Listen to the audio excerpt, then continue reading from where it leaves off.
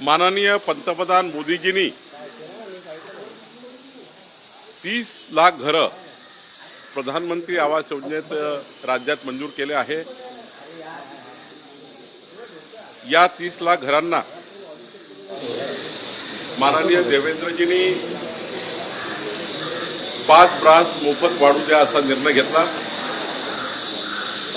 माननीय मुख्यमंत्री महोदयांच्या आदेशावरनं आता जे आमचे साठे आहे त्या सर्व वाढू साठ्यावरनं आणि सर्व वाढू साठ्यात 10% वाढू राखीव ठेवण्याचा निर्णय, म्हणजे ज्या ग्रामपंचायतमध्ये वाढू आहे त्या ग्रामपंचायतमधनं 90% लिलाव पद्धतीने कलेक्टर लिलाव करेल, पण 10% वाढू मात्र स्थानिक वापराकरता आणि खास करून प्रधानमंत्री आवास योजनेकरता आपण त्या ठिकाणी राखीव ठेवणार आहोत। त्यामुळे राज्यातल्या 30 लाख घरांना